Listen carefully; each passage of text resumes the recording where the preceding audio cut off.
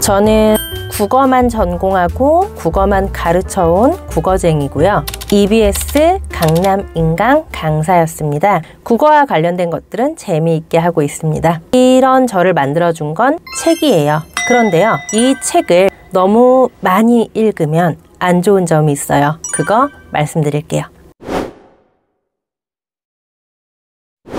저는 어릴 때부터 책을 좋아했고요. 가리지 않고 읽었고요. 아침부터 밤까지 책만 봤어요. 활자 중독이 있었거든요. 이 활자 중독이요, 남들이 보기에는요 정말 부러운 중독이에요. 그렇죠. 이 집에는 볼 때마다 책만 봐. 도서관만 다녀. 그러면 얼마나 부러워하겠어요. 근데요, 이 활자 중독도 결국은 중독이에요. 가리지 않고 글자 자체를 계속 읽게 되는 겁니다. 위인전, 백과사전, 그리고 심지어 어른들의 다양한 책들, 신문 가리지 않고 읽었거든요. 저는 어릴 때 아빠에게 많이 혼났어요. 밥상을 뒤집어 엎으신 적도 있고요. 맞은 적도 있어요. 책 읽는다고. 그만 좀 보라고. 그 정도로 심각한 중독이었어요. 책만 읽는 그 아이는요, 커서 어떻게 됐을까요? 국어쟁이죠. 원하는 목표가 있으면 그 목표를 이룰 만큼은 할 수 있게 됐어요. 물론 그렇게 막 거창하고 어마어마하고 그러지는 않지만요. 이건 분명 다른 사람보다는 조금 더 수월하게 어떤 분야든 접근할 수 있어서이기는 해요. 그럼 안 좋은 점 말씀드릴게요. 첫째, 저는요, 제 감정을 잘 몰라요. 책만 보다 보니까 다양한 관계 속에서 여러 감정들을 느끼고 그 감정들을 스스로 조절하고 다스리고 사람들과 풀어가는 과정이 있어야 되는데 그걸 많이 겪지 못해서 아직도 제 감정 조절에 미숙한 편이고, 사실 감정 자체를 몰라요. 이게 좋아해야 되는 건지 슬퍼해야 되는 건지 기뻐해야 되는 건지 사실 잘 몰라요. 둘째, 중독은요 결국 심각한 거잖아요. 그래서 사람의 자제력을 잃게 합니다. 이게 뭔가 목표가 있고 책을 계속 읽을 때는 상관이 없는데요. 그 목표를 이루지 못할 때, 목표가 없을 때, 책을 읽지 못하는 상황에서는 쉽게 우울해지고 자책하게 됩니다. 사람은 항상 목표를 가질 수는 없잖아요. 그래서 이것도 중독의 단점이고요.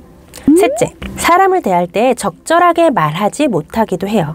그 상황에 맞게 잘 말할 수 있어야 되는데 말 실수를 좀 하기도 해요.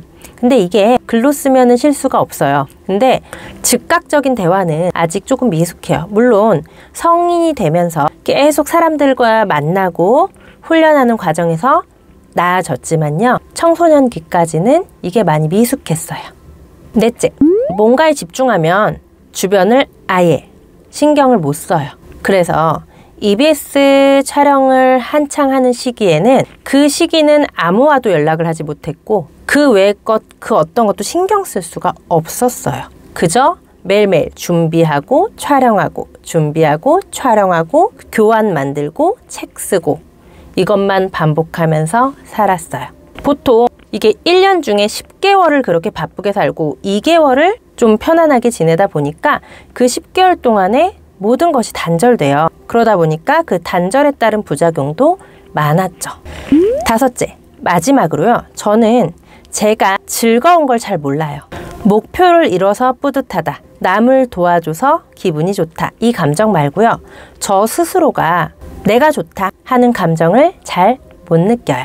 남이 좋으니 나도 좋다, 그 정도지 뭐가 막 즐겁다 이런 게 없는 것 같아요. 기껏해야 뭐 책 읽거나 카페에서 맛있는 커피를 마시거나 정도 외에는 큰 즐거움을 못 느끼고 있어요. 취미생활도 그래서 딱히 없습니다.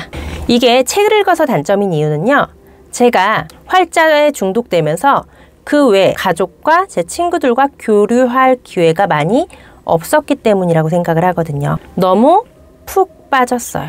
글자 자체에 빠졌다는 생각도 듭니다. 그러다 보니까 한자도 글자잖아요. 초등학생 때 한자는 정말 잘했어요.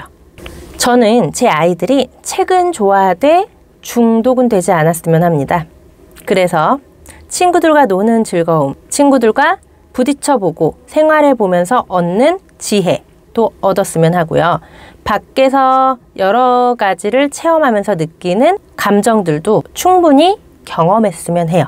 모든 부모는 내 아이가 이왕이면 공부도 잘하고 영어도 잘하고 책도 좀 읽고 운동도 잘하고 했으면 하죠. 그런데요, 이 모든 것보다 우선시돼야 될 건 결국 사람이에요. 내 아이가 스스로를 알고 자신의 감정을 잘 조절할 줄 알고요. 스트레스를 나름의 방법을 찾아 풀 수 있고요. 사람들을 만나며 그 과정 안에서 배우는 것들이 삶에서 참 중요한 것 같더라고요. 저는 남들보다 노력해서 관계를 유지해요. 그래서 제 아이들은 그게 조금 더 자연스러웠으면 하기는 해요. 모두 각자의 육아관이 있으시죠? 오늘은 그 육아관을 한 번 더 되짚어보고 생각해 보셨으면 합니다. 이번 콘텐츠에서는 책을 너무 많이 읽었을 때 안 좋은 점을 말씀드렸죠. 이 콘텐츠는요, 아이 잘 키우려면 꼭 해야 하는 한 가지 콘텐츠와 함께 보시면 큰 도움이 되실 거예요. 우리 같이 아이와 성장하는 하루 되길 바랍니다. 오늘도 감사했습니다.